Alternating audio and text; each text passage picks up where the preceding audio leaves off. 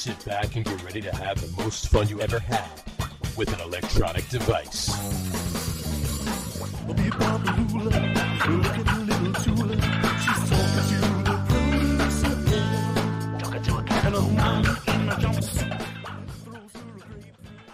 All right, everybody, welcome out to the Get On With It Sports Show. It is Wednesday, August the 31st, 2022. Jersey Johnny coming at you. With me, as always, is none other than Mr. RadioPete and Mr. Harry Lug Nutz. Say hello, gentlemen.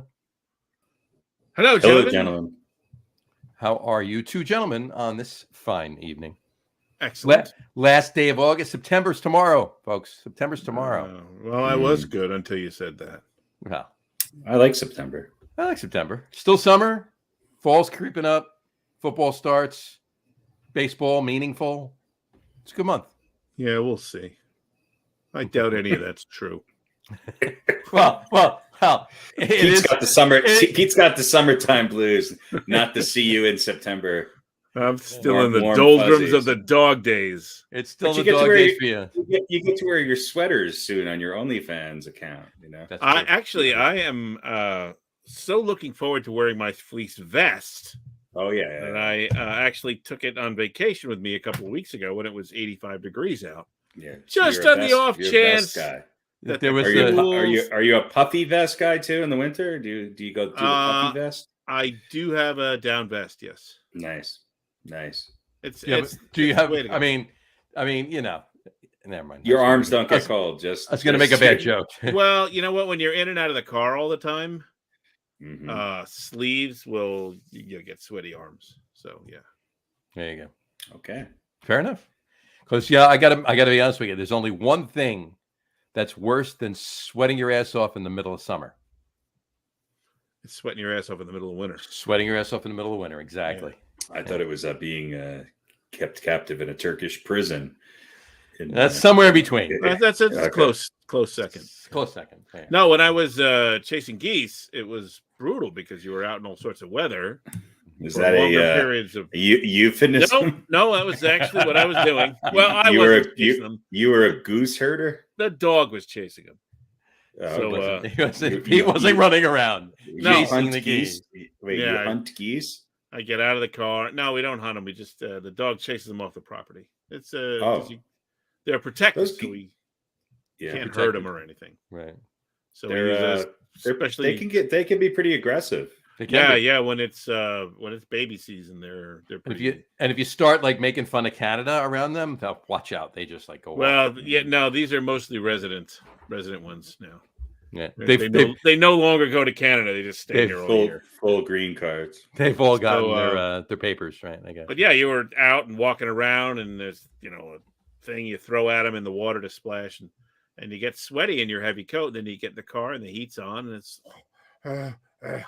So the vest alleviates a lot of those problems. Of course, I don't do that job anymore, but there you go.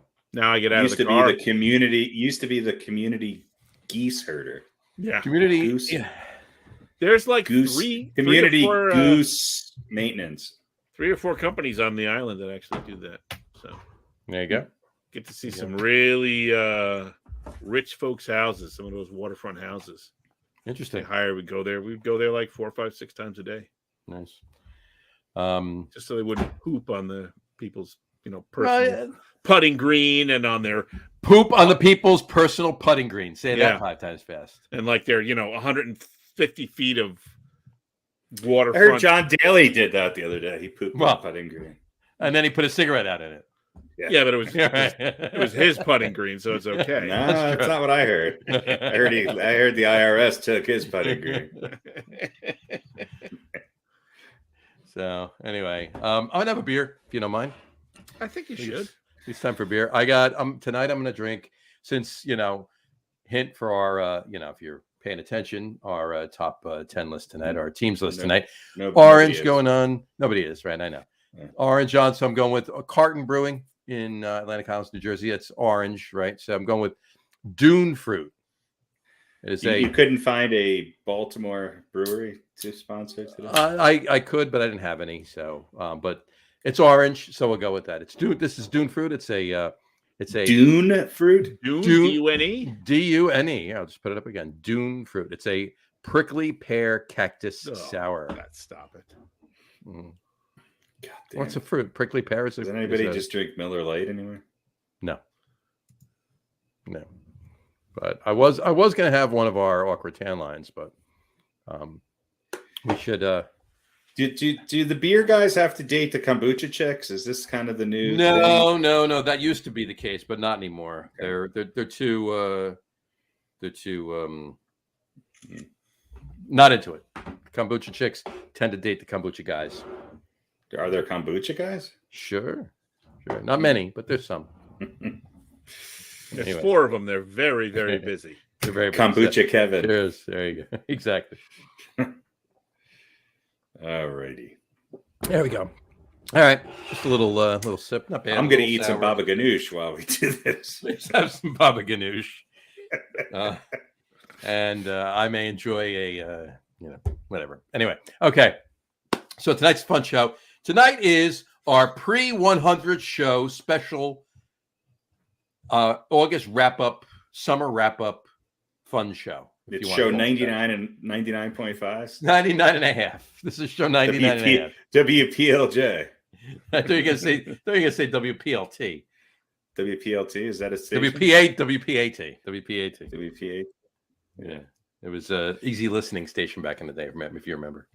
No, I don't. No, you don't remember that. Was it 99.5 WPLJ? No, 99.5 is right? It's the BS. BL what was PLJ? 99.5. 95.5. 95.5. That's right. 99.5 is that's a Connecticut station, isn't it? That's the mountain out here. That's the mountain out here in it's P something.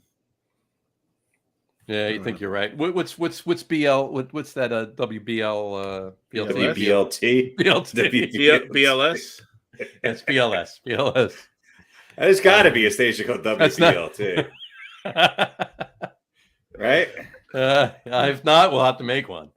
Yeah, WBLT radio. Awesome. Serving the Berkshires, La Bruna, and Tunisia. WBLT. Sports formatted radio station in Bedford, Virginia.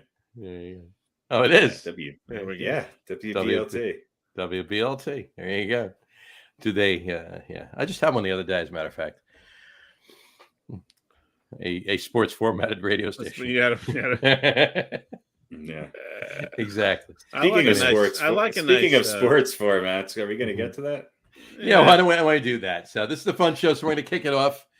Right now, we got the baseball background up. So let's kick it off with the Just a Quickie, Major League Baseball Just a Quickie. Just a Quickie is in 4 parts. No, I'm kidding. Start it off. All right, let's start off with Pete. Here we go. This is the first part of yours. The National League race will come down to which 2 teams?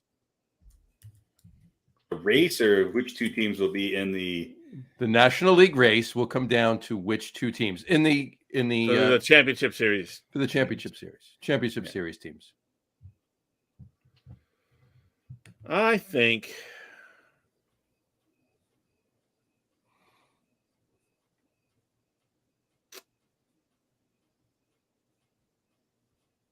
I'm going to say the Mets and the Dodgers. Mets-Dodgers. All right. I'll say it, and I'll add it another way. The National League East race will come down to which 2 teams? Well, it's already down to 2 teams. Okay, so fair enough.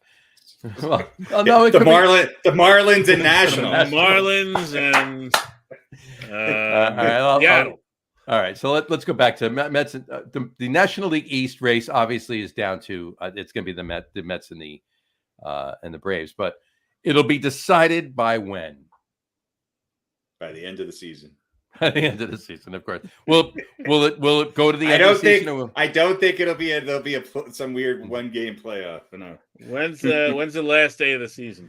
October 4th, maybe something like that. Right, so it'll be decided 5th, by 6th, something like that. First week. October 3rd. It'll be decided by October 1st. Will it be decided? So it'll be decided It will be decided on October 1st. On October 1st. Okay. How about that? All right. And 10-1. All right, cool. Harry, the American League race will come down to which two teams? The American League East or just the American League in general? American League in general will come down to which two teams?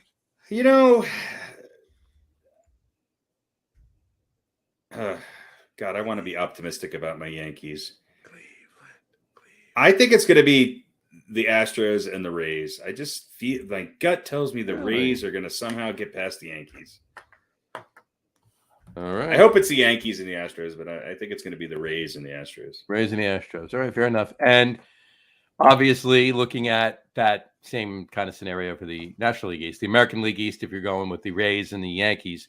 No, I don't think the Yankees will still win the American League East. Yeah. I understand, but I'm just saying, when will it be decided by? Will it get till October, or will the Yankees wrap it up still like the last week in September kind of thing?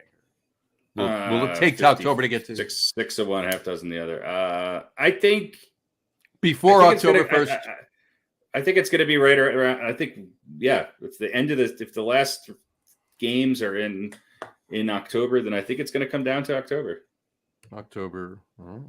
I'll just put October. Yeah. We'll see how that goes. All right, cool. There you go. There's your Major League Baseball, just a quickie. Actually, did forget to put the banner that we now have up for just a quickie. There you go. Just a quickie. All right, take it down. That should have been up the whole time. That's no, it should only be up for a second.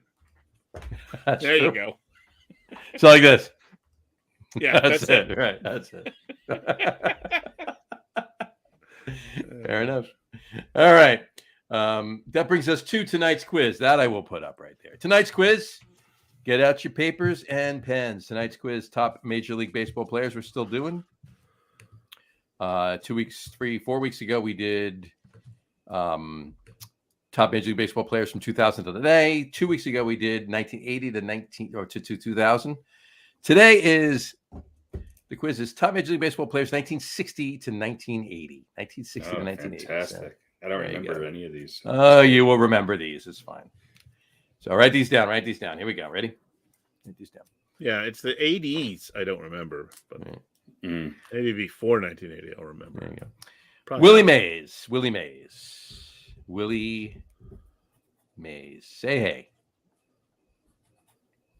All right. Hank Aaron. Hank Aaron. Carl Yastrzemski.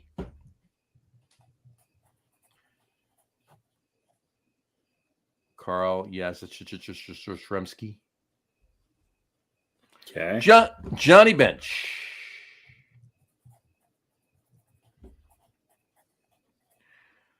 Willie Stargell.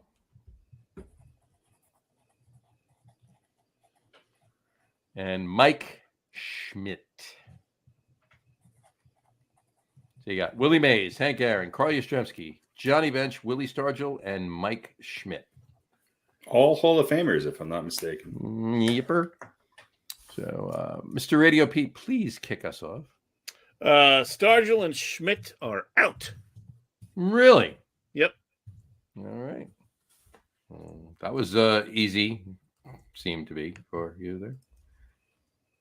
All right. That was quick. Harry? No discussion. Right now, wait a minute. Before Harry goes, that doesn't mean I know anything about any of these players, as opposed to my usual hemming and hawing and not knowing anything. I mean, I know a little bit about a couple of them, but I just made a quick decision. That's all. I mean, no X's. Two of them are on the Mount Rushmore of baseball. So, and I'm talking about Mike Schmidt and Johnny.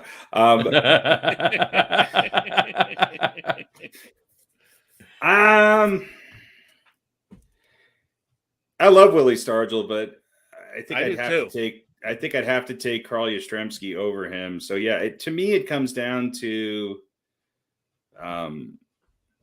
Stargell's out. It comes down to Bench or Schmidt, and Mike Schmidt might have been a marginally better player, but Johnny Bench was a catcher. I kind of, he had a pitchback thing that I played with as a kid, which I liked. Mm-hmm. Fuck Mike Schmidt and the Phillies. Yeah. Schmidt and Stargell are out. Wow. Agreement. Yeah, Bench is, to me, Bench is more of an icon than Mike Schmidt. Mm-hmm. Not by miles, but yeah, and Bench was he kind of did it for a long time, and if you looked at his numbers today, they'd be really impressive. They weren't. His batting average was never great. He was a great defensive catcher. yeah. Right.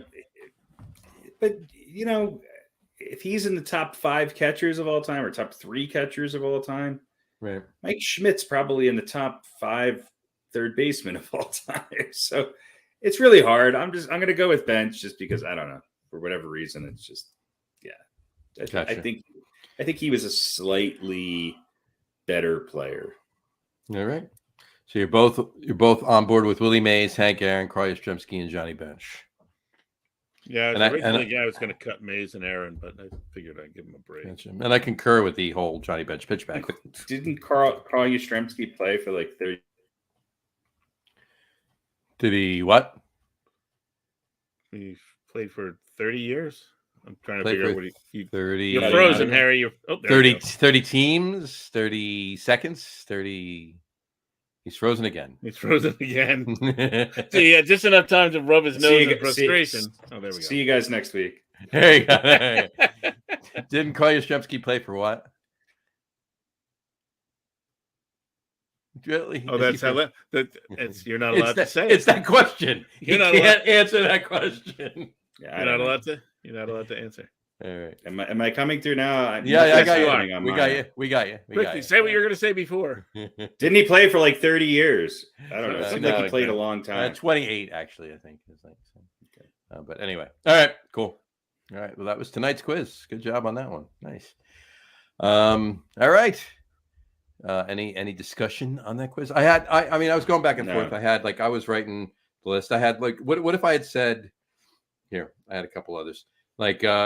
I didn't want to put any pitchers because we had done pitchers, right? So I didn't want to put any pitchers on the list. Just go on position players. What if I put Harmon Killebrew, right? Or Willie McCovey? Still doesn't change anything. Okay, fair enough. What if I put Joe Morgan? No. Rod Carew. Still not better than Johnny Bench. Jim Rice. Nope. Pete Rose. Yes. Mm-hmm. Yeah, that's a tough group to crack. It is. Bobby Bonds. No. I mean, look, if you're the 60s are different. Let's talk about the 70s. If you're doing an all 70s team, then Bench is certainly the catcher. Sure. Stargell's probably your first baseman. Schmidt's probably your third baseman. Schmidt's your third baseman. Yeah. Pete Rose is definitely on that team. Reggie Jackson's probably on that team. I don't know. I'm putting Pete Rose I'll put Pete Rose at second. Unless you want Joe Morgan at second. It's a heavy. Or Rod Carew at second. I put Rod Carew at second. There you go. Yeah. it's so. And I put Pete Rose in left field. Yeah. Pete Rose, Reggie, and I don't know. I'm trying to think, maybe there's other great outfielders in the 70s. I'm drawing a blank right now. Jim Rice, Lou Brock. Dave Parker. Parker. Parker over Rice. Yeah, we're very. Lou Brock. Was there a better center? Wasn't he a center fielder? I don't know. Yeah. So and then you look at the 60s, right? Because isn't this from 1960s? 1960 to 1980. Yeah. 60 to 80. Yeah. That changes things because you still got guys that were. You got, I would argue Willie McCovey was better in that decade, obviously. You got Pete Rose playing second base, right? It would be hard to go 60s. It'd be hard for me to put Willie McCovey over Harmon Killebrew. So. Well, but you got Mickey Mantle, you got Frank Robinson, you got Willie Mays. Mm-hmm. Yeah, so it would hard to put who over Harmon Killebrew? Willie McCovey over Harmon Killebrew. I mean, they're close, but I think Harmon Killebrew for me edges out Willie McCovey at first. Yeah, maybe. Yeah, but what you got? Yeah. I mean, you got Dick Allen. You got. I mean, Pete Rose played second and sixth in the '60s and third in the. Pete Rose would definitely be the second baseman. I'm trying to think of a shortstop from the '60s. I'm drawing a blank. Mickey Mantle. I mean, without a doubt, didn't he have like 700 RBI? I mean, yeah. I mean, some of these guys are. It's just mind-boggling. Willie McCovey, though, underrated player. I'll put Willie McCovey at second. I'll move Pete Rose to shortstop, even though he's not really an. Willie McCovey was a first baseman. Was the first baseman, yeah. Yeah, he's saying to move him over.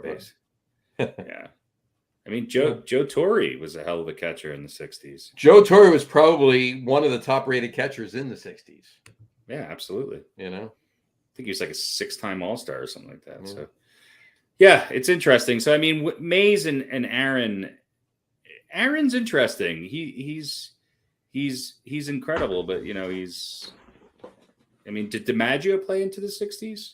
No, barely, right? Barely, maybe a couple months. Yeah. So Mantle was really the star of the Yankees in the '60s. Mantle, and I mean Yogi was still hanging around a little bit, but. Yeah, it was Mantle's team in the beginning, and then it kind of. Yeah, I mean, definitely McCovey and Aaron. Yastrzemski maybe, Willie Killebrew. You're right. I still think you got to put Pete Rose was definitely the best second baseman. Brooks Robinson,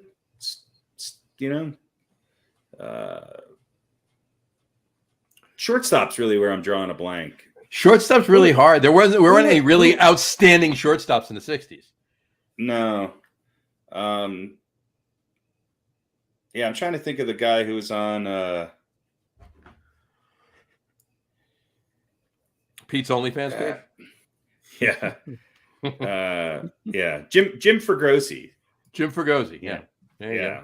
But yeah, I mean, the pitching in the '60s was amazing. I mean, with Gibson and Koufax and Drysdale and Marischal, and I mean, God, it's probably the Hoyt Wilhelm, right? I mean, I think at that time, there's probably not a better decade where pitching became so dominant. Oh yeah, okay, right. I mean, let's see. So this is according to AinsworthSports.com, top ranked shortstops of the '60s. Let's see, Maury Wills. There you go. Dick Groat. What did he write? You love Dick Groat. Luis Aparicio. Fregosi. Bert Campaneris. Bert Campaneris. Sure. Trying to just names that I sort of Ruben Amaro Sr. Dick Hauser. There's a few others, and we're sort of other names I recognize. Tony Kubek. Bud Harrelson clocks in at number 28. There you go. The highest WAR for any shortstops in the '60s was Luis Aparicio, Jim Fregosi, Maury Wills. Those are the top three. Okay. Dick McCullough. Yep. Campaneris was up there, but he wasn't, Yeah. Crazy. The forgotten era of shortstops. Ernie Banks. Is he a shortstop? According to this. According to BillJamesOnline.com. Oh, God. Didn't Honus Wagner play in the 1860s? Yes, he did. Archie Vaughn. 17. Archie Vaughn, yeah. Baby Hands Johnson. Baby Hands McGillicuddy. All right. What's next? So, all right, cool. Yeah, there's a lot. And maybe we'll do something like that. Maybe we'll put an all-decade team together. That's not a bad idea. I like that idea, actually. So we should work on that. But some of those people might be mentioned again a little later in this show. All right. All right. Let's switch it up. Let's put on this background. Let's switch it up to our NFL history rapid fire quiz. Oh boy. All right. Get your thinking caps on, back and forth. Going for 0 for 3. He is. Let me lower this down here so the music isn't too loud, and use our there we go. That's what we use, right? That's what we use. We got to come up with our own music. We can't use this background. This will be the last one we do. So anyway, what's okay. The first question. All right, but we're going to switch it up, okay? Because Harry's won 2 in a row, but Harry's also stole a couple. Not that you can't steal the other way too, but it's been Pete, then Harry, then Pete, then Harry, then Pete, then Harry, like we normally do with everything else. Let's switch it up. We're going to do Harry first, then Pete. So Harry starting. Okay, so here we go. 5 questions. I'm predicting the same outcome. No, I'll say six questions each, and we'll see how it goes. All right, here we go. 6 questions. Jesus Christ. Here we go. 6 questions each. All right, so Harry, here we go. Kicking it off. Harry, this one's for Harry. Here we go. True or false? True or false? The New York Giants are one of the top 5 most valuable teams in the NFL. In the NFL. In the NFL.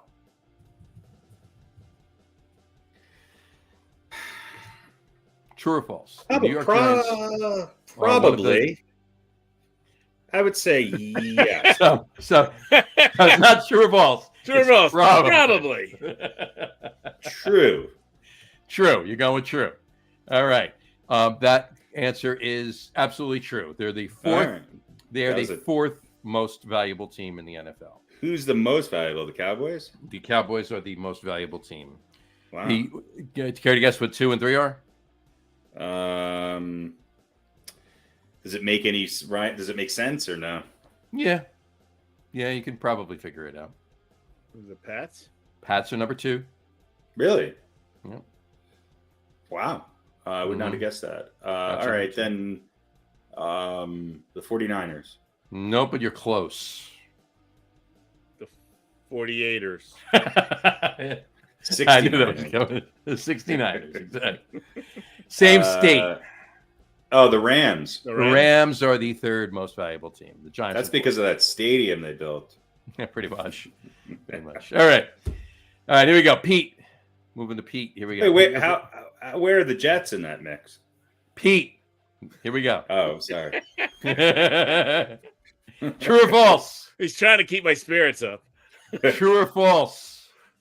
The New York Jets are not one of the top 10 most valuable teams.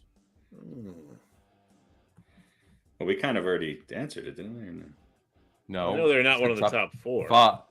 Right. The New York Jets, true or false? The New York Jets are not one of the top 10 most valuable teams. I think top 10. Mm-hmm. Yeah. I think that's false. That question is false. That is correct. You are correct with that one. Still New York, baby. The Jets are in the top 10. Yeah, they're in the top 10. The New York Jets number 10. The New York Jets now. The New York Jets are the 7th most valuable team. Now, if the Giants or Jets did not have to share a stadium, would that make them each more valuable? I don't know. Good question. We'll have to find out. The Jets are 7th. The Jets are the 7th most valuable team. To round out the top, look at that. Loop was off, so we'll have to put it back on again. There we go. The beginning's the best part, anyway. I know, exactly. The Bears are the 5th most valuable team.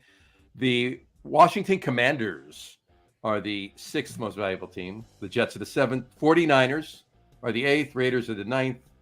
And the Eagles round out the top 10. Mm-hmm. So there you go. All right, there's your top 10. All right. Back to Harry. Harry. Washington played in Boston, or the Commanders, if you will, played in Boston from 1932 to 1935. What was their original team name while in Boston?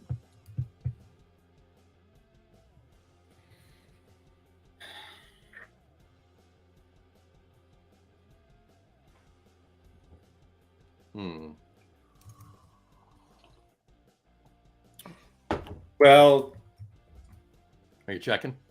No. I'm wondering if the Patriots didn't come into the league until what, the 70s? 60s? 60s. And when they came in, they were the Boston Patriots. They changed to New England in the late 70s. Something like that.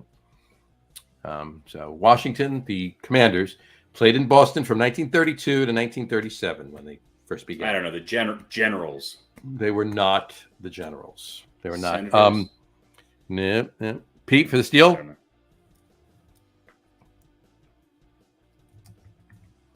Pete for the steal. I will say the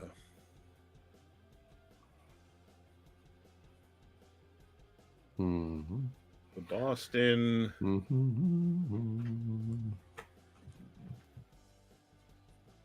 Renegades. The Renegades is wrong. So nobody got that. Were they the Redskins back then? They were not. They were the Boston Braves. The Boston Braves. They were never the Redskins in Boston? No, they were the Redskins in Washington. And they I think they actually changed to the Redskins and then moved to Washington, but it was all like in one fell swoop. So they were the Braves, the Boston. They were the Braves. So, and there was another team at the time in Boston called the Braves, and that would be today's Atlanta Braves. So technically, like the Giants of football giants and the baseball giants, New York and San Francisco, the Redskins and the Atlanta Braves actually are connected. Or excuse me, the Commanders and the Atlanta Braves are connected. So anyway, so there you go. It was the Braves. All right. Another reason to hate them both. There you go. All right. So, all right, Pete, here's your second question. Who won the first Golden Toe Award in 1971? Who won the very first Golden Toe Award in 1971? Am I allowed to ask what the Golden Toe Award is? It's for athlete's foot. Is it a kicker? Or is it an Acton Golden Toe Award? It's Golden Foot? No, it's the Golden Toe Award. It's the place kicker. Golden Toe Award is for the place kicker. Yes, you were allowed to ask, so that's fine. If you knew, you knew. If you didn't, you can ask. The Golden Toe Award is for place kickers. It's the very first one was awarded in 1971. Who won the very first one? I'll say George Blanda. George Blanda would be wrong. Harry for the steal.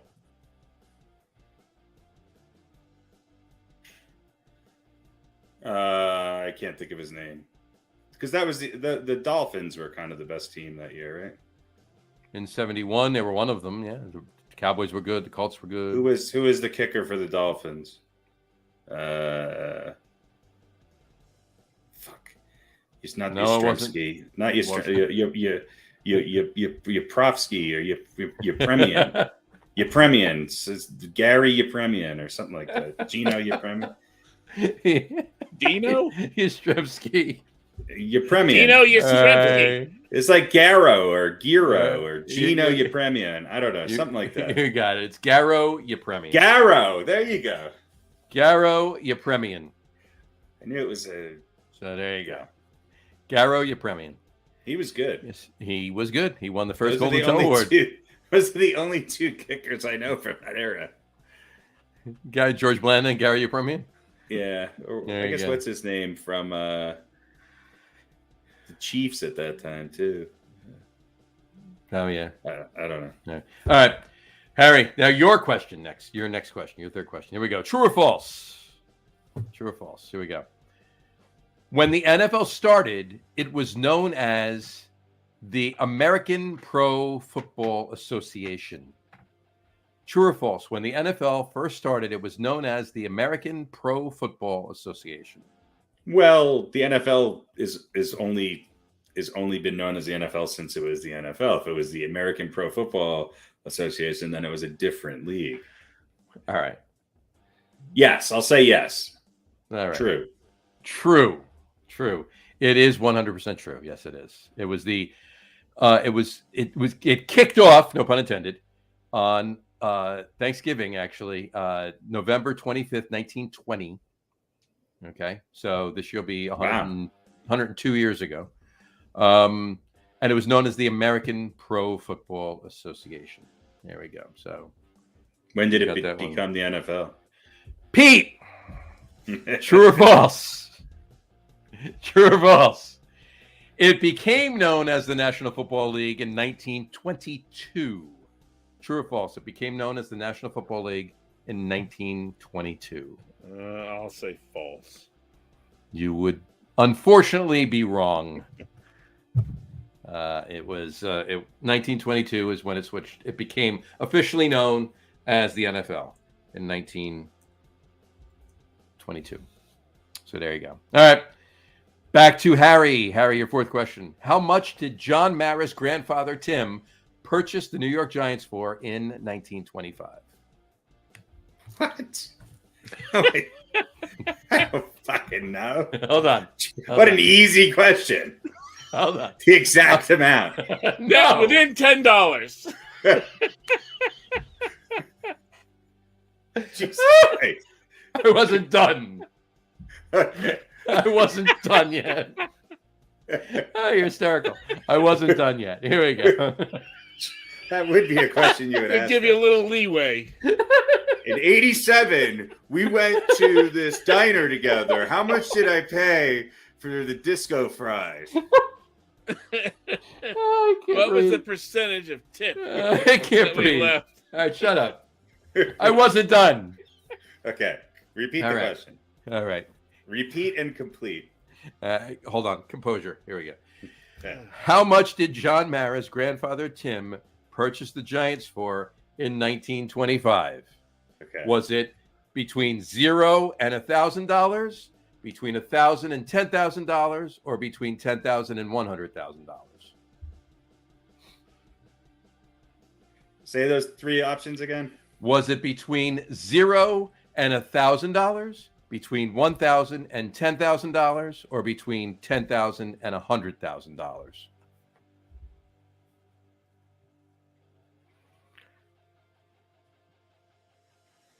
I'm just gonna go with something ridiculous. I think it was less than $1,000. Okay. You would be correct. $500. $500. What year was that?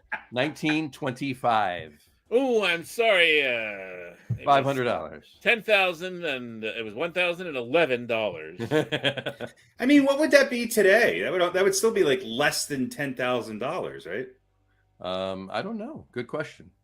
Well, I mean, what were they worth back then, though? Really? I mean, if there was something, right? If there was something that was of equal value, they didn't even have their own stadium, right? I mean, there was they didn't have their own stadium. It was like the revenue generation was far, far less, right? Yeah, I mean, they were paying these guys like $5 a game or something like that. Right. I mean, you got ticket sales would be about right.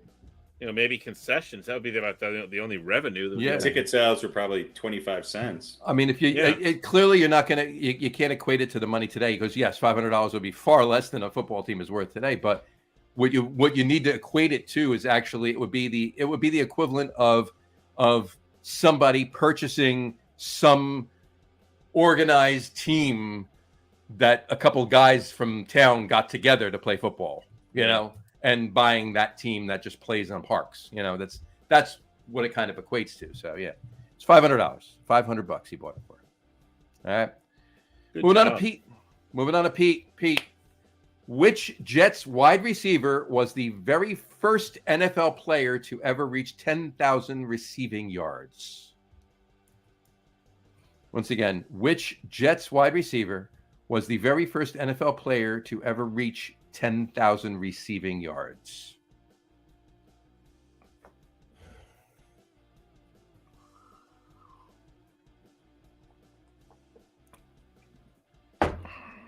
I'll give you a hint. It was not Wayne Corbett. And that's all. Then I don't know. I'll say false. Is that the right answer? Would that be Joe false? or Sam false? I'll say 10,000 yards, huh? Which Jets wide receiver was the very first NFL player to ever reach 10,000 receiving yards? I'll say Wesley Walker. Wesley Walker would be wrong. Harry. I think it was somebody way back in the early days of the Jets. Yeah, I think it is too, but I can't come up with a name. Yeah, who's that? Who was there? I think he was a Hall of Famer, right? Bob Maybeck or Bob Maynard. I don't know. Somebody like that. Bob Maybeck. Oh, I think I know. Bob Maynard. Bob Mayland. I don't know. Somebody like that. All right. So you said Bob Maynard. That's close. Yeah. Okay. Is he related to Don? Don Maynard. There you go. Yeah. All right. So Bob Don. There you go. Bob. Don There you go. Maynard. Bob Cat Goldthwait. No, that was I don't know if that counts though. Well, he had kind it of doped right. out the last name, but Had it half right. that's like, who is the Well, great... if he'd have just said Maynard, that would have worked, right? So, Well, I don't know. I mean, it's Don Maynard. all right. Don Maynard. It's not like I was Don going to win anyway. So. All right. So we'll give you half for that. How's that? Anyway, okay. Back to Harry. Here we go. Oh boy. All right, Harry, you got the last true or false question here. Okay. True or false? The New York Giants' very first opponent at home was the Frankfurt Yellow Jackets. True or false? The New York Giants' very first opponent at home was the Frankfurt Yellow Jackets. I mean, I hope that's false. False. False. That would be Chicago wrong. Bears. It's It was wrong. true. The very first opponent at home was the Frankfurt Yellow Jackets. All the way from Germany, huh? Yep, Frankfurt, Germany. Yep. There you go. All right. Pete, which Jets linebacker started Tom Brady's career by knocking out Drew Bledsoe? Which Jets linebacker started Tom Brady's career by knocking out Drew Bledsoe, knocking Drew Bledsoe out of the game?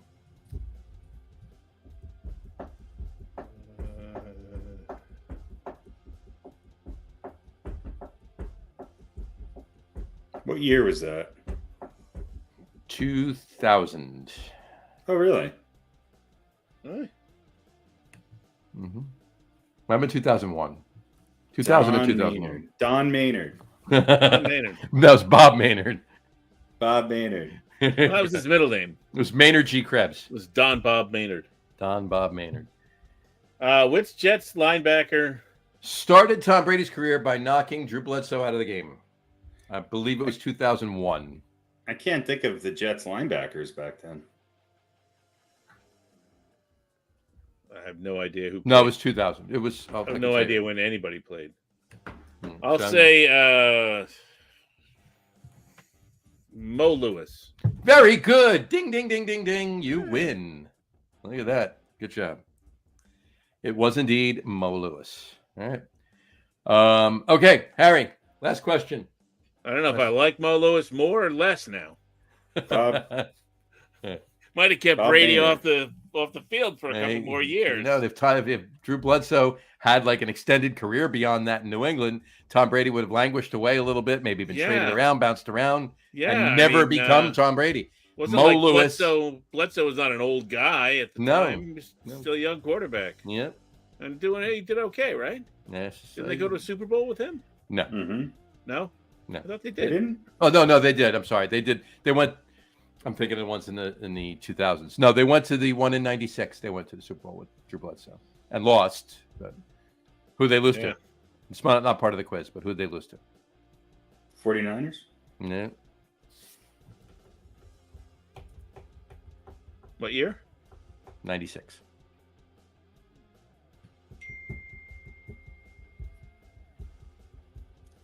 Oh, 96. That was That had to be part of the Cowboys run. Nope. No? Mm-mm. The Super Bowl was actually in January '97, so it was the '96 season.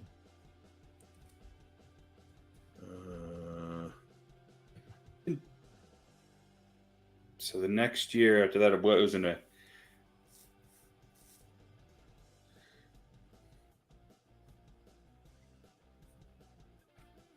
97? Okay, I can figure this out. Obviously, it's an NFC team. Obviously.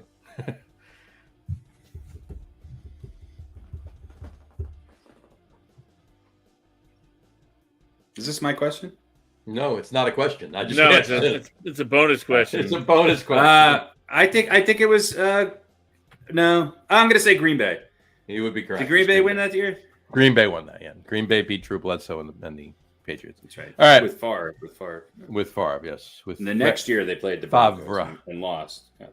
Correct, and then the Broncos played the Falcons and won, beat the Falcons, and then the whatchamacallit? Then the Rams won the year after that, beating the Titans, and then the Broncos beat Green Bay. No, the Broncos beat Green Bay.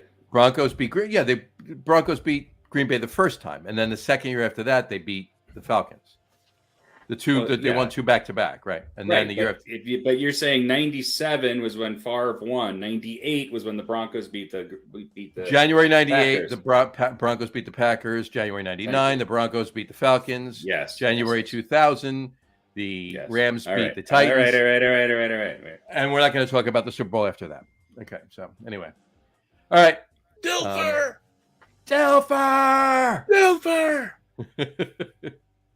All right. Harry, your last question. Here we go. Which team beat the Giants in the 1958 championship game that became known as the greatest game ever played? Chicago Bears. That would be wrong. Pete for the steal. The Baltimore Colts. I was going to say the Baltimore Colts. Pete for the steal. There's only 4 teams back then. The New York Liberty. No. Harry was right when you should have been answering it. I actually knew that one too. All right, so there you go. So I got 2 right. There you go. All right. And Pete, your last question. Which Jets quarterback, this is it, last question of the evening. Which Jets quarterback holds the Jets record for the most fumbles in one game?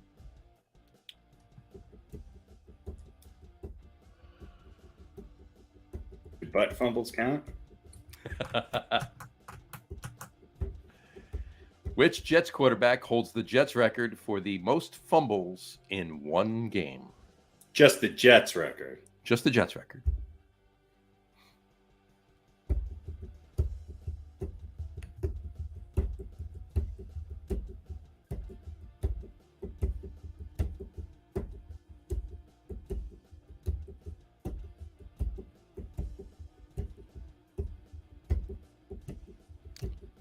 I'll say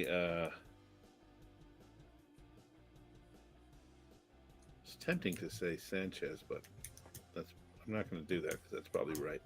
So I'll say Vinny Testaverde. Vinny Testaverde. That would be wrong. That would be incorrect. Harry for the steal. Oh God, there's so many options here. I don't think it was O'Brien. I don't think he would have fumbled that much. I want to go with Sanchez, but I don't think it's too obvious. Yeah, that was kind of the good thing about Ken O'Brien is he Chad Pennington. Pennington would be correct. All right. I wondered if you threw that in there because you know how much I threw it in there for you. And I thought, why would John be so cruel as to bring up a horrible stat about Chad Pennington instead of a good stat about Chad Pennington? There you go. Yep. So, but my instinct was correct. You're a terrible person. I tried. What you got? Hold on, I got to do this here. Okay. And it's one off of the NFL record, by the way. Which is held by Daniel Jones? Oh, it's 6, by the way. Chad Pennington fumbled 6 times in one game. Wow. And that's I don't know that because I blocked that out. There you go. And he missed tying the NFL record by 1. The NFL record is 7 times in one game, and that was done by, and may he rest in peace. He passed away last week. Len Dawson. Oh, really? Yeah, Len Dawson did it. Obviously, quarterbacking the Kansas City Chiefs. Ironically, Chad Pennington fumbled his 6 fumbles against the Chiefs. So there you go. All right. So. And Len Dawson recovered one of them. There you go. And Len Dawson recovered from the booth. From the booth, yeah. That's how shitty of a fumble it was. So there you go. All right. Well, anyway. I think Harry won again. So let's total it up here. Got another one there. 1, 2, 3, 4, 5, 6. I thought I only got like 1 right. Yeah, I got Harry. I got the Giants, how much they paid for the team, because I guessed. Yeah, Harry, you got Bob Maynard. You got 5 most valuable teams. I thought that one didn't count. Top 5 most valuable teams. Gold. You got the Golden Toe Award. You got the American Pro Football, True or False. You got how much for the team. We gave you Don Maynard, and I got Don Maynard. Bob Don. Don Maynard. Bobby Don Maynard. And the Chad Pennington. So that's 6. Pete, 1, 2, 3. You got the True or False, the top 10. You got the Mo Lewis, and you stole Baltimore. We're giving you, because we gave Pat the Don Maynard, we're giving you that one. So. All right. Well, I got Mo Lewis, so I feel good. There you go. That was a tough one. I wouldn't have guessed Mo Lewis, I don't think. I can't name another Jets quarterback from that, or linebacker from that period, though. In that period, yeah. There you go. All right. Oh, neither can I. All right. Well, there you go. That is our NFL history rapid fire quiz. Another spanking at the hands of. There you go. And of course, Mr. Nuts. I forgot to throw that up there for the whole entire thing. That should have been crawling across the bottom. Well, it's rapid fire. It only needs to be up there for a moment. Oh, like the same as the other one. Same as the quickie. Just that. Okay. All right. This isn't going very quickie. So. All right. All right. So there you go. All right. Let's bring this back up to here. All right. So let's switch it up now. Put it back on baseball, because we are going to do our top 10 list. Top 10. Read them off, Johnny. Read them off. We'll read them off. Here we go. Tonight's top 10 list is top 10 Baltimore Oilers. Top 10 Baltimore Oilers. There's only 11 of them in history, so you could probably guess who's on the top 10. Top 10 Baltimore Orioles of all time by position. Just the top Baltimore Orioles of all time by position. Top. I didn't say that. It's top Baltimore Orioles. Ironically, there is 10 if you don't count the pitchers. This is true. That's very true. Yeah. All right, here we go. We're just going to go through them. We're going to read all the position players, and then we'll discuss them, and then we're going to read the pitchers, and we'll discuss them, and then we'll go from there. So here we go. Change it up a little bit. Here we go. So at first base, we have Mr. Eddie Murray. Second base, we have Mr. Bobby Grich. Third base, Brooks Robinson, Brooksy. At shortstop, Mr. Cal Ripken Jr. I forgot to put the JR in there, so you get the idea. It's Cal Ripken. Left field, Ken Williams. Center field, Mr. Adam Jones. Right field, the other Robinson of the Frank variety, Frank Robinson. And the DH on this team is Mr. George Sisler. And our catcher is Mr. Rick Dempsey. So there you go. I'll read them back again without some scrolling across. We got Eddie Murphy. Eddie Murphy's playing for Eddie Murphy, Dick Cavett. Right. Eddie Murray. Jones. Eddie Murphy at first. Bob Grich at second. Brooks Robinson at third. Cal Ripken Jr. at short. Ken Williams at left field. Adam Jones in center field, Frank Robinson at right field, George Sisler as the DH, and Rick Dempsey is our catcher. Gentlemen, discussion. decent amount of no-brainers. Pretty much on this list. Yeah. Yeah. There's a few comparisons I did, but just because I don't know anyone's stats at all. But and a couple. I think I had Eddie Murray at the DH, and you had Eddie Murray at DH and George Sisler at first. Honestly, either I had Ann Murray at DH. Ann Murray at DH, and Eddie Murphy was at shortstop, and George Costanza at shortstop. George Costanza, exactly. But that was just kind of quibbling. I mean, Sisler played. There was no DH, so correct. So we threw him a bone. Yeah. Like I think he belongs on the list. Well, he definitely does. But that's kind of our DH spot especially for players who played way back or before the DH is. But we want to put him on the list. Make him a DH because why not? Anyone could be a DH. So sure, yeah. And his batting was fine, and his fielding. I mean, you could have made the argument that you could put Sisler at first and Murray at DH. That would have been fine. And Sisler on the list. Yeah, but like even batting, like what went through it, Sisler had almost 3 times, more than twice the amount of stolen bases as Eddie Murray had. Right. So it's stolen bases. It's such a thing of the 20s. Yeah, really. Yeah. And in fact, he had about 10 times the amount of stolen bases as Eddie Murphy had.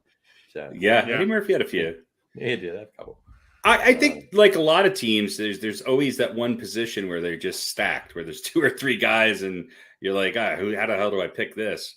Right. Exactly. I will say this about the Orioles. Obviously they've been around a long time. There's a couple positions where I think should they get a good young catcher or a second baseman that's nothing against Dempsey and Bobby Grich, but they're on this list. I don't think they'd be on the list of many other teams. Right. And center field was a little bit of a head scratcher, although Adam Jones played there a long time. When I think of the all-time Orioles greats, I think of Frank Robinson, Brooks Robinson. Those are the 2 that immediately come to mind of the position players. Sure. And then, of course, there's Eddie Murray and Cal Ripken. But the rest of them are a lot of them, I think, date back to that last Orioles team to win a World Series, which was a good team, but a team that relied on their pitching quite a bit and timely hitting and playing. And Dempsey and Grich and some of these other guys were definitely part of those teams. Fair enough. Yeah. All right. In fact, that was Ripken's rookie year, wasn't it? Or something? Ripken's rookie year was. Didn't they win? And Ripken's was it that '83 World Series team? Oh, the '83 World Series. That was Ripken's rookie year. There you go. Yeah. So then the only World Series that he won. So what's in this beer? I was going to say, what is the? I don't know. What proof is that? It's 75 proof. I feel like Gary Upremian. I feel a little like that. A little, or his brother Gary Upremian. All right. Okay, let's do pitchers. Here we go. Our pitchers for this staff are starting with Mr. Jim Palmer, the underwear guy. The underwear guy. Moving on to right after underwear, we got a moose, Mr. Mike Mussina. Next is Dave McNally, the publisher. And then this next one's going to be a shocker. It's going to be a shocker. Here we go. Urban Shocker. There we go. I told you it was going to be a shocker. All right. And rounding out our starting 5 is Mr. Going all the way back for Mr. Hoyt Wilhelm. Yeah. Hoyt Wilhelm. There we go. Tonight we're going to have 2 relief pitchers. All right. I like having a deep pen. Two relief pitchers. Because we're going to call it a tie between all 3 of us. I know it's hard to do, but we're calling it that. So we got Tippy Martinez and Greg Olson. So also the tight end for the Carolina Panthers. He was tight end for Carolina Panthers after he pitched for. He's got 2 G's on his name though. Yeah, I know. I didn't write it in there. So I don't know if the other Greg Olson has 1 or 2. That's a lot of G's. Is that better? Yeah, there we go. There we go. Okay. Greg. So we got all right. So we got Jim Palmer, Mike Mussina, Dave McNally, Urban Shocker, Hoyt Wilhelm as the starting pitching, and we have Tippy Martinez and Greg Olson as our relief pitchers. So, gentlemen, discussion on pitching. Well, you get the bookends. You got Palmer in the 70s and into the 80s, and then you got Shocker and Wilhelm. Obviously, Dave McNally was, I think, also wasn't he part of that 83? Yep. World Series team. A good starting five. I think 3 Hall of Famers on there, so you can't go wrong there. And Martinez did it a long time. Tippy Martinez, as far as a closer, is much more prolific than I think people realize. Mm-hmm. And Urban Shocker, maybe the best name ever. I think there's probably a Urban Dictionary definition for what an urban shocker is. But I'm guessing it has to do with somebody touching you inappropriately on a bus. There you go. Well, we'll leave it alone at that. But yeah. I just want to give some love to Mike Queller. And Mike Bucina. He was my 5th pitcher. Gotcha. And had him in there instead of Hoyt Wilhelm. Who was great, but wasn't around as long, and I don't know. Whatever. There you go. Fair enough. Didn't make the list. Didn't make the list. Not that Hoyt Wilhelm wasn't good. We'll add him in. There we go. We'll give him an honorable mention. That's that. There we go. And our manager for this team is none other than Mr. And I'm sure if you follow along, you actually know baseball. It's no shock. It's no urban shock that it's Mr. Earl Weaver. Yeah, there you go. That's the biggest no-brainer of all. Mm-hmm. Now, he managed the Orioles for about 68 years, I believe, right? Yeah, I think and was not the manager when they won in 83. Yeah. Correct. Yeah. So, By the way, Urban Shocker was still allowed to throw a spitball after it was outlawed in 1920. I don't know why. I think they had a kind of grandfather clause. He was grandfathered in. Yeah, he was grandfathered in. Yeah. One of 17 major league pitchers permitted to throw the spitball after it was outlawed in 1920. So there you go. All right. You gotta love a classic spitballer. You gotta love a classic spitballer. There you go. Yeah. All right. That brings us to this week's Old Balls. Old Ball? Pretty sure it was supposed to say balls. Let's try that again. There we go. That's better. All right.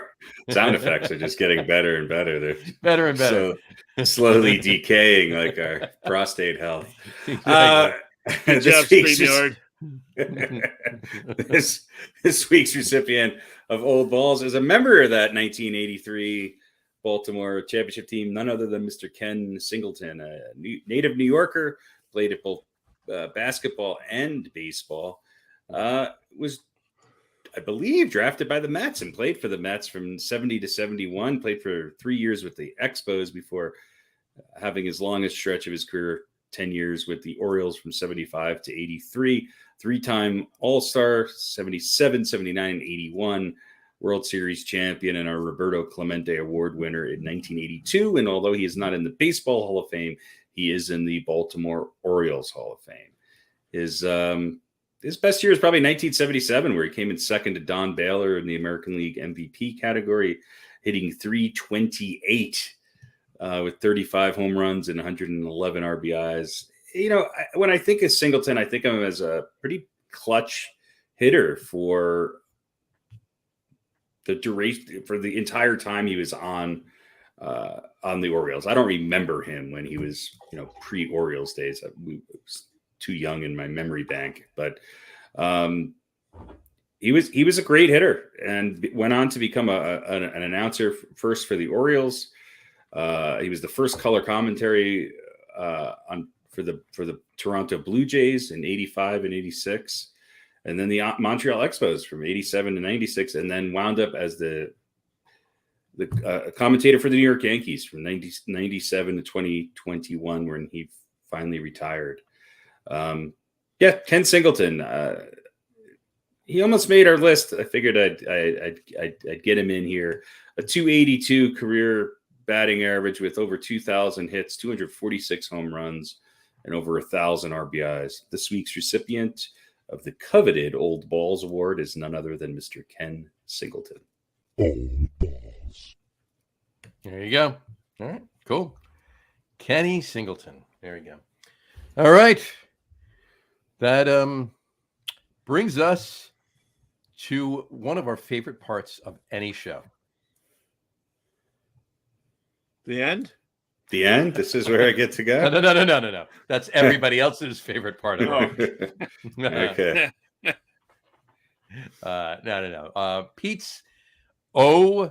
Pete's box over under. Very nice. All right, so here's the story. So we got something in the mail from Pete. Yes, a couple of weeks ago, I was making a pickup for my job, and I had to wait a little while, and so I was wandering around the store and saw a couple of items that I thought, hey, I bet the guys would like these. And how could I work this into the show? And the over-under was a perfect thing. Plus, the owner of the store felt bad because he made me wait for like half an hour, so gave me a little bit of a discount. What were you trying to buy? Well, they had to finish chopping it up, and the background check took a lot longer than expected. Yeah, it did. So here's what I think we'll do. You guys can decide who goes first. You'll open up your little gift on camera. Mm-hmm. I have researched the price. I have some prices from online. Oh, let me just pop up with the old remote camera. So I've researched prices. So the over under, I will give you a number, and you will tell me whether you think the price is over or under.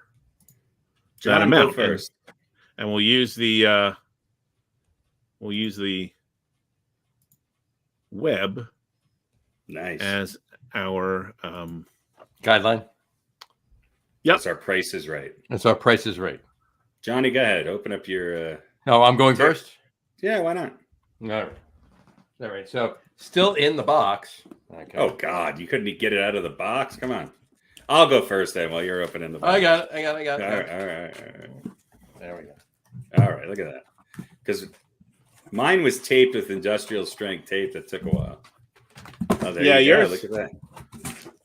I will be honest. I will be honest. John, can you bring in my other camera and mute the audio? Yes, I will mute the audio and add your other camera. There we go. I'll put you under you. So there you go. Two for Tuesday. It's actually like repeat. Oh, that's the wrong shoot. We trust you. Open it. That's the wrong camera. That's the wrong camera. There we go. Okay. I'll be back. Well, I'm still there, right? You're still there. Open your gift. Come on. Go ahead. Open the gift. Okay, I'll open the gift. So I'm opening the gift. Here we go. So it's nice wrapping. Look at the music. All right. Very nice. It's called sheet music. Sheet music. Remember sheet music? Yeah. Here we go. There we go. Jesus Christ. Come on. There we go.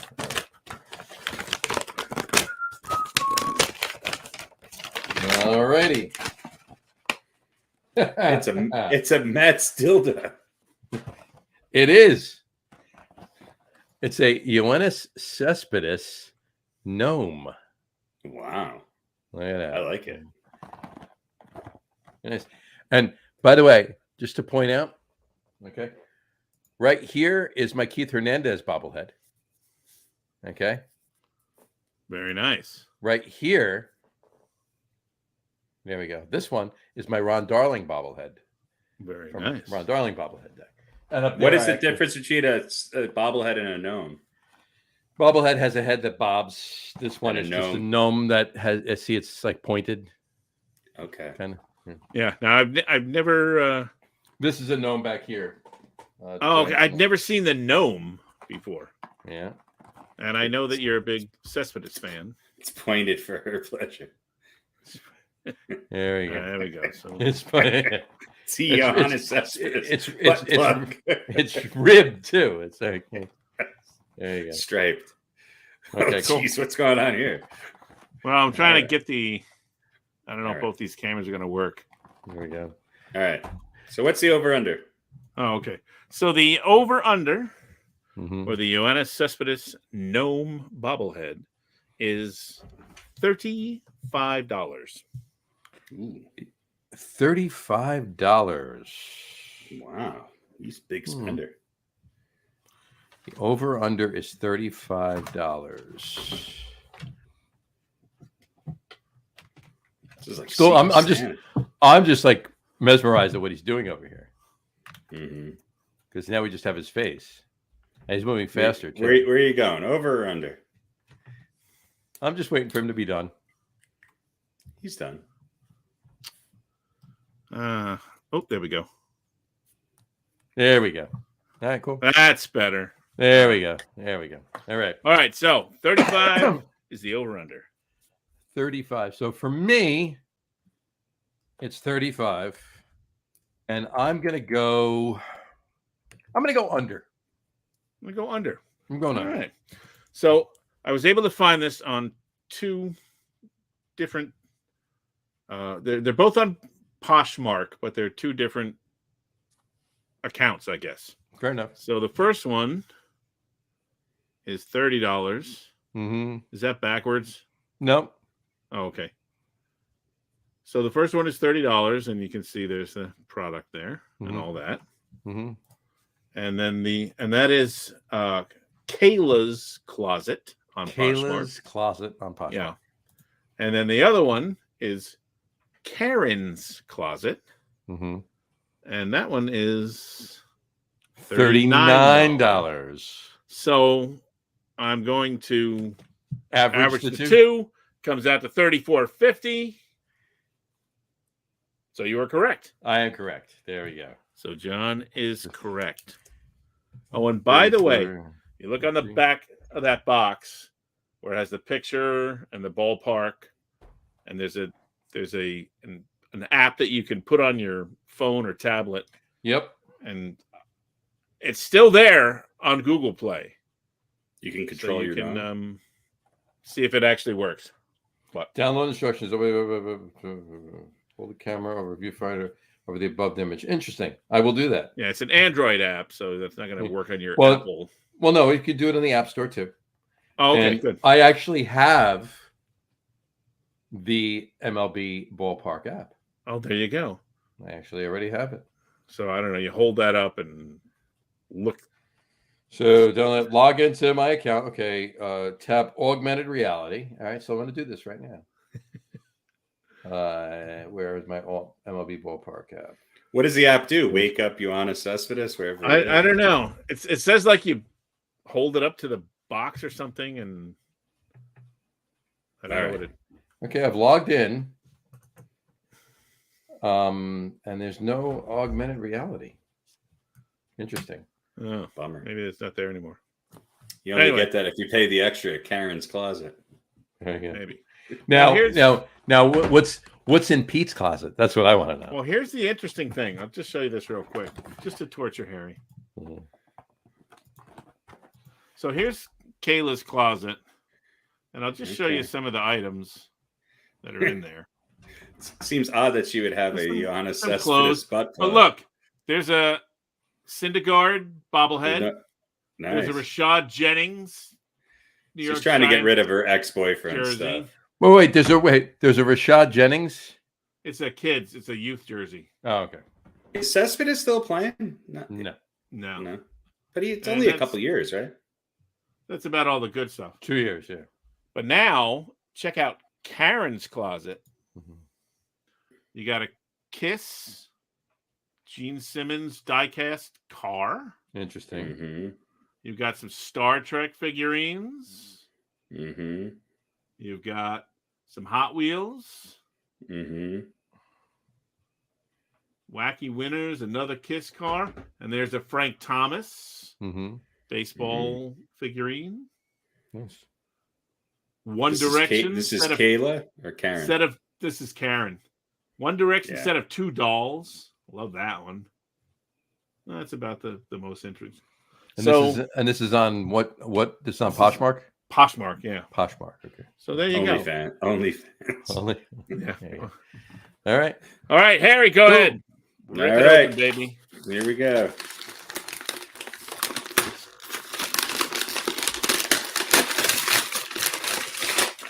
All righty, look at this. It is a Todd Helton. You see that? Mm-hmm. You see that? A Todd Helton figurine. Very nice. Looks like it's from about 2004. From 2003. It's ages 4 and up, and it's a choking hazard. I think it actually comes with a first base that you could put him on.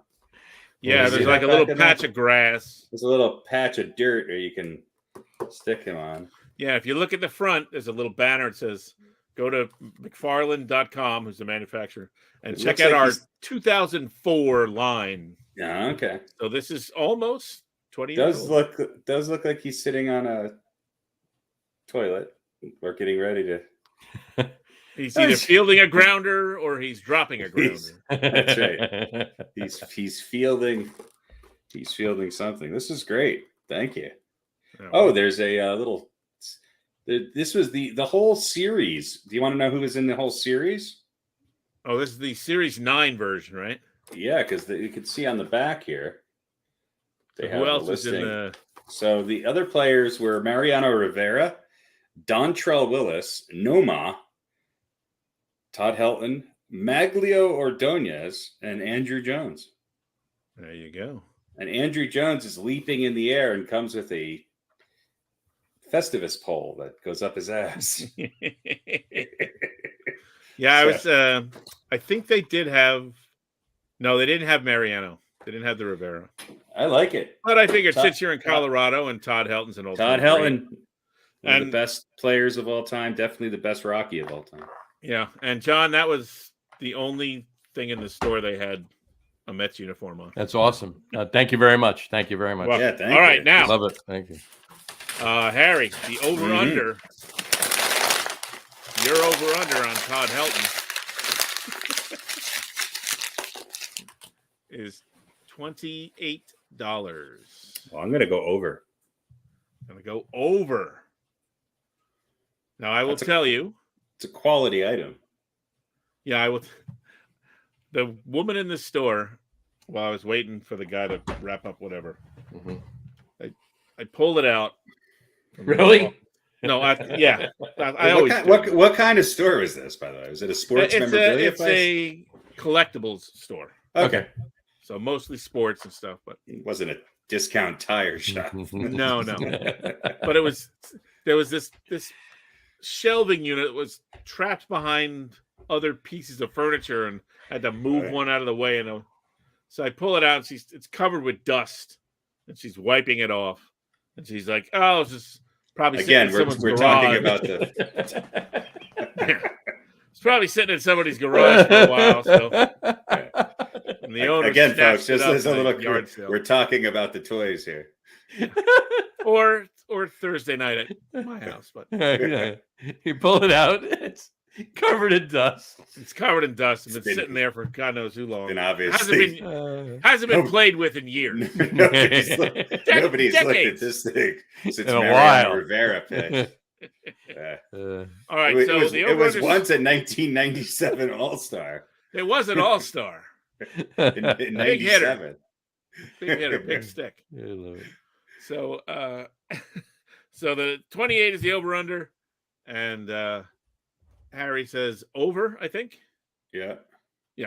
And I was only able to find this actually for sale in one place. I discounted Amazon. Well, how much did you actually pay for it at the store? Wouldn't that be a better... I'll tell you that. Okay. That is the third portion of our over-under. Okay. Triple over-under. So the one place I could find it was actually for sale was Sears.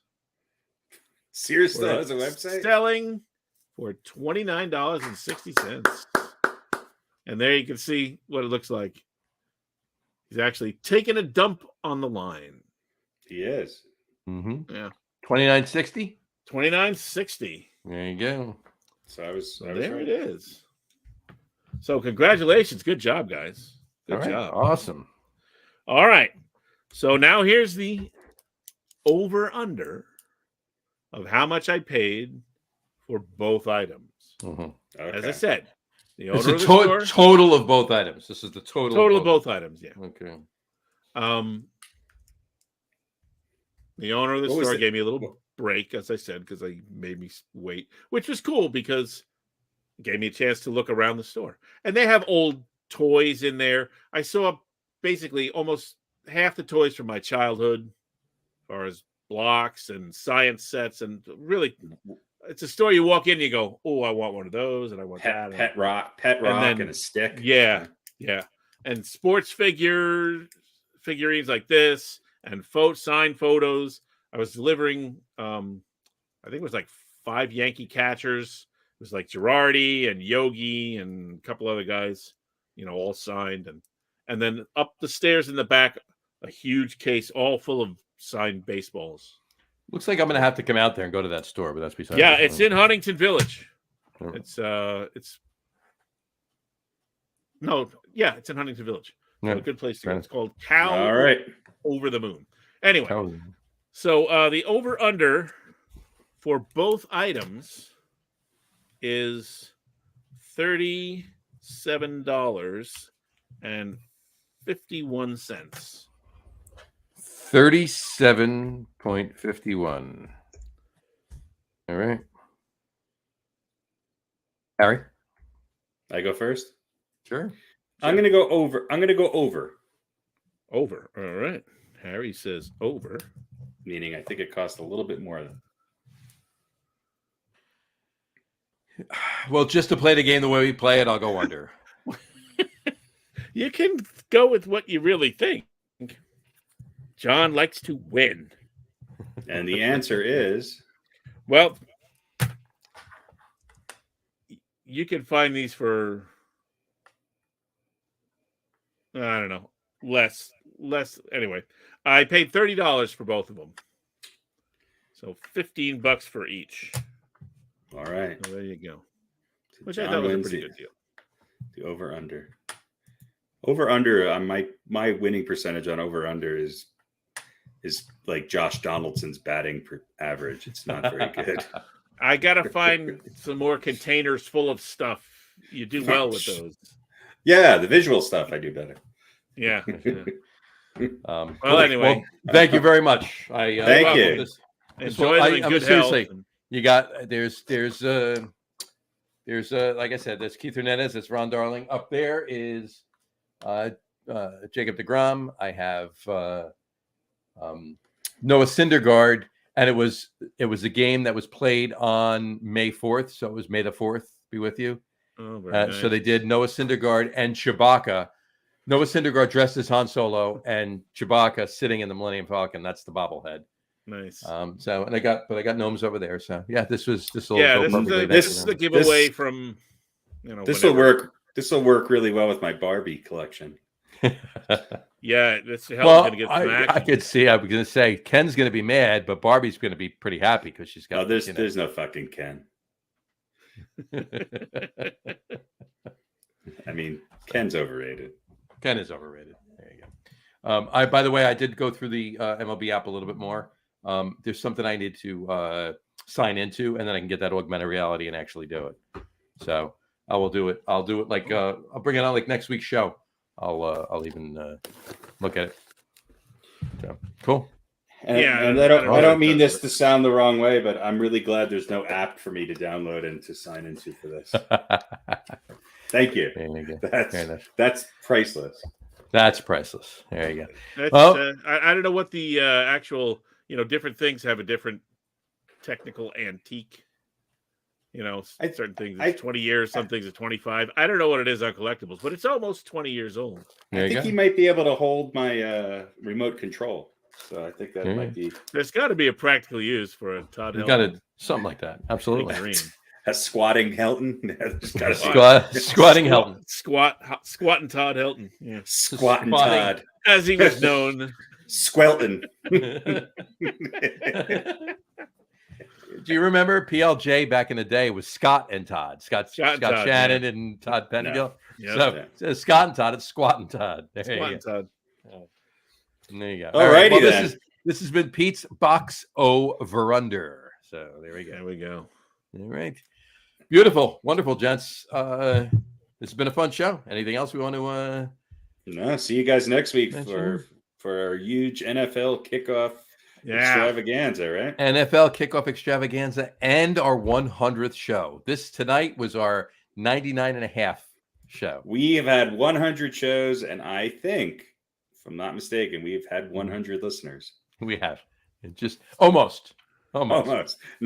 and a half. 99 They say the audience doesn't really start to come around till about 200 shows. Or 102 shows. 102 So another 2 years. Another couple of years. We'll be right in the sweet zone. Exactly. Damn it.